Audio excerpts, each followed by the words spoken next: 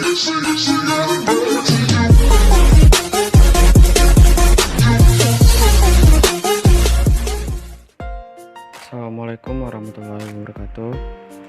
Baik, perkenalkan nama saya Yevandra, BP 1810442030 dari jurusan Fisika Universitas Andalas.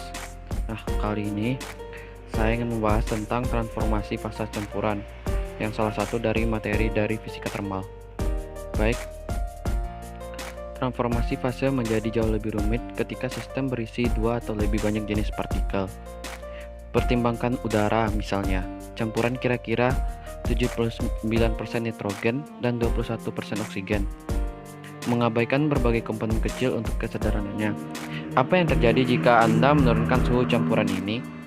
Di atmosfer tekanan, Anda mungkin berharap bahwa semua oksigen akan mencair pada 90,2 Kelvin atau titik didih oksigen murni, meninggalkan gas nitrogen murni yang kemudian akan mencair 77,4 Kelvin titik didih nitrogen murni.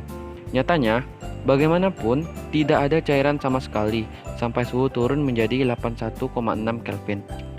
Bila cairan terdiri dari 48% oksigen mulai mengembun, perilaku serupa terjadi dalam transisi cair padat seperti kristalisasi, paduan, dan batuan beku.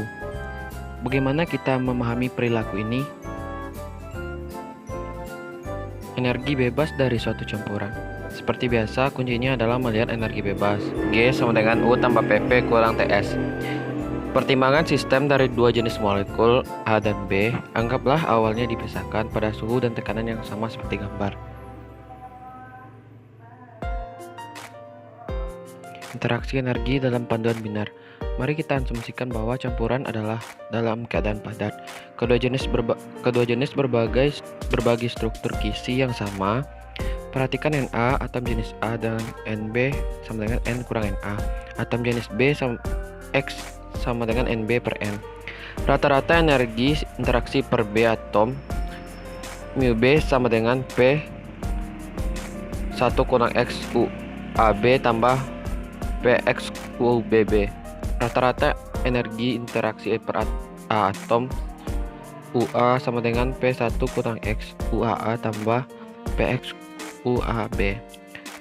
Energi interaksi total, faktor setengah mengoreksi fakta bahwa setiap ikatan harus dihitung hanya sekali.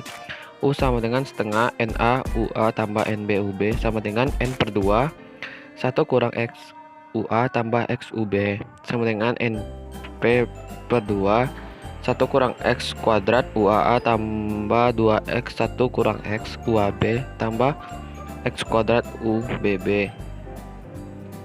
Energi interaksi total, faktor setengah mengoreksi fakta bahwa setiap ikatan harus dihitung hanya sekali, seperti dilihat pada gambar.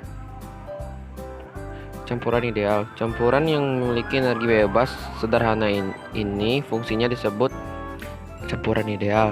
Campuran cair dan padat jarang bisa mendekati menjadi ideal, tetapi kasus ideal masih menjadi titik awal yang baik untuk sampai pada beberapa pemahaman kualitatif. Entropi dari campuran binar. Untuk lebih spesifiknya, kita akan membahas kasus campuran non-ideal ketika tidak seperti molekul kurang tertarik satu sama lain daripada seperti molekul UAB besar UAA sama dengan UBB. Pencampuran dua bahan meningkatkan total energi. Perhatikan tanda U sama dengan daya tarik negatif. Untuk bisa dilihat gambarnya, yaitu U sama dengan Np 1 kurang X kuadrat dan seterusnya. Untuk entropi, pencampuran adalah turunannya terhadap X menjadi tak hingga pada X sama dengan 0 dan hingga minus tak hingga pada X sama dengan 1. Bisa dilihat entropi pada gambar. Jumlah entropi meningkat saat pencampuran. Delta S sama dengan delta SA tambah delta SR.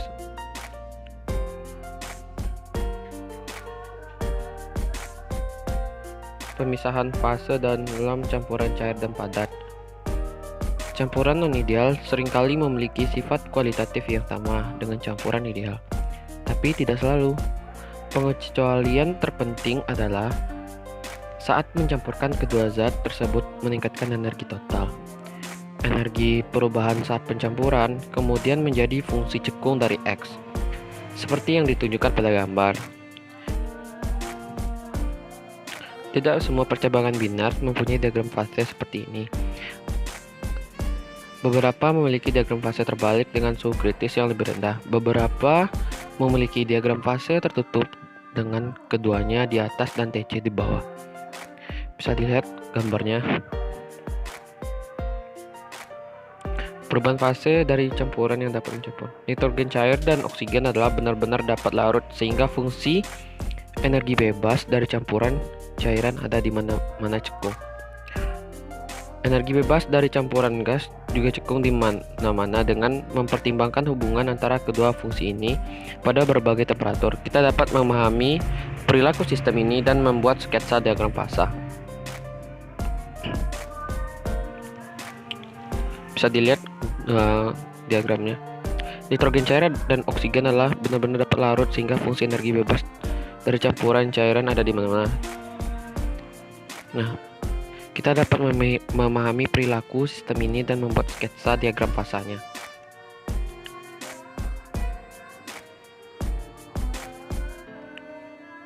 Kurva di atas pada diagram disebut kurva titik embun atau uap jenuh mulai mengembun.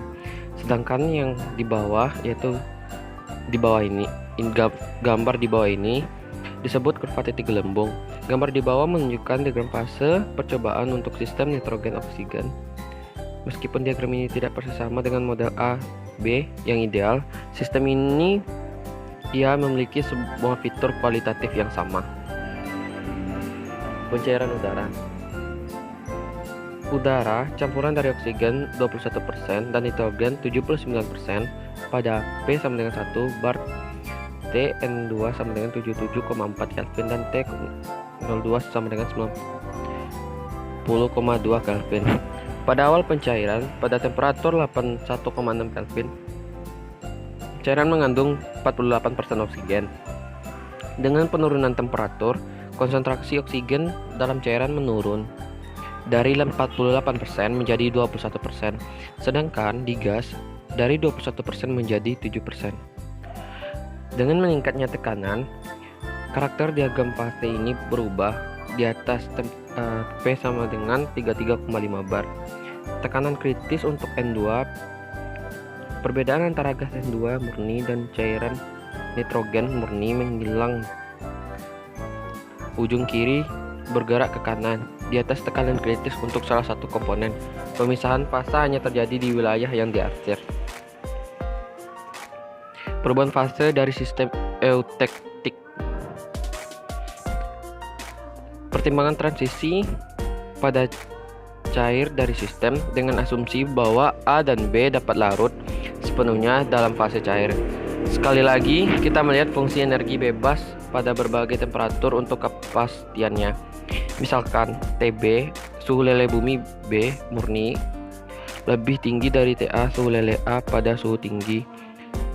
Pada suhu tinggi, energi bebas cairan akan lebih rendah dari keduanya. Fase padat. Kemudian, saat suhu menurun, ketiga fungsi energi bebas tersebut akan meningkat, tetapi energi bebas cairan akan meningkat paling cepat. Ini karena memiliki entropi yang paling banyak. Di bawah TB, kurva energi bebas cairan berpotongan yang dari beta fase. Jadi ada komposisi yang konfigurasi stabilnya adalah kombinasi cairan yang tidak tercampur dari beta. Saat suhu menurun, kisaran ini melebar dan semakin jauh ke arah sisi A dari diagram. Akhirnya kurva cair juga. Mungkin demikian penjelasan tentang transformasi fase campurannya. Kalau ada salah dan salah mohon dimaafkan, karena sesungguhnya kebenaran itu datangnya dari Allah dan salahnya itu datangnya dari saya sendiri. Kalau ada salah dan salahnya mohon dimaafkan. Sekali lagi saya tutup dengan assalamualaikum warahmatullahi wabarakatuh.